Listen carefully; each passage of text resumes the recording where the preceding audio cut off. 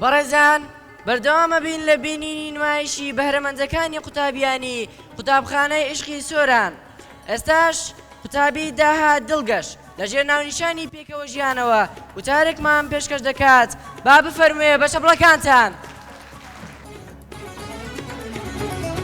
بە ناوی خوای گەورە و میهرەبان. سڵاو ئازیزان، من داهات لە قوتابخانەی عشقی سۆران لە پۆلی شەشەمی بنەڕەتی. وتارەکەی ئەوڕۆم باس لە پێکەوەژیان دەکەم. پێکەوەژیان نەریتێکی جوانی کوردستان بووە لە دێر زەمانەوە، هەبوونی چەندین نەتەوە بیر و باوەڕی جیاواز بەڵگەیەکی حاشا هەڵنەگرا لەسەر قسەکەم.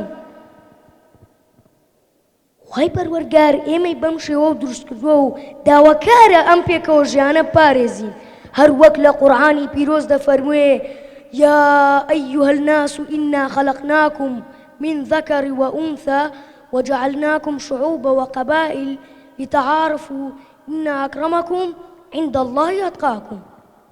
وهمرو دەمەوێت باس لە پێکەوەژیان بکەم لە شاری سۆران وەکو ئیدارەیەکی سەربەخۆ لە پێکەوەبوون و پێکەوەژیان.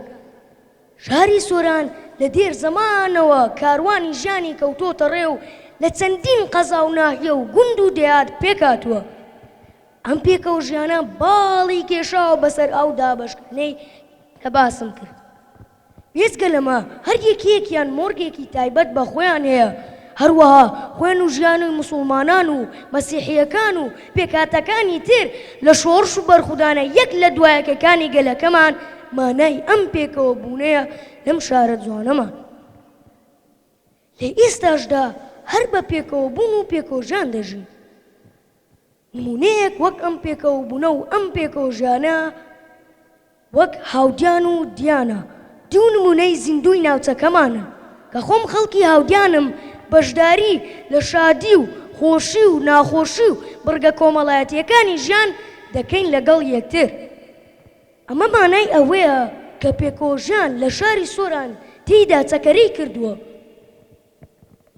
نمونەیەکی تر وەک ئەم پێکەوە بوونە و ئەم پێکەوەژیانە من قوتابیم لە قوتابخانەی عشقی سۆران کە بەڕوونی مانای ئەم پێکەوەژیانە دەبینم لە قوتابخانەکەم. هاوڕێکان و مامۆستاکانم بەڵگەی ئەوەن. مامۆستام هەیە کوردە و مامۆستام هەیە تورکە و مامۆستام هەیە عەرەبە و مامۆستاشم هەیە بیانوە، هەروەها هاوڕێم هەیە کە تورکە و هاوڕێم هەیە عەرەبە و هاوڕێم هەیە فارسە و پێکەوە لەژێر یەک چەتر کۆبووینەتەوە و بە خۆشەویستی و بەختەوەری دەژین و دەخوێنین. لە شاری سۆران خەڵکی شارەکانی تری لێیە، خەڵکی نەتەوەکانی تری لێیە، ئاین و ئانزای جیاوازیشی لێیە. ئەمە هەموو گەورەی پێکەوە بوون لە شارە خۆشەویستەکەمان دەردەخات.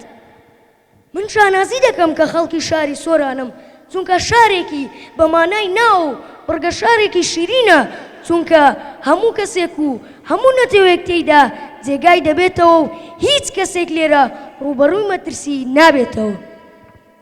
لە کۆتاییشدا هیوام وایە ئەم پێکەوە بوونە و ئەم پێکەوەژیانە بۆ هەمیشە بەردەوام بێت، چونکە شارەکەمان زیاتر پێی ڕازاوەتر و گەورەتر دەبێت.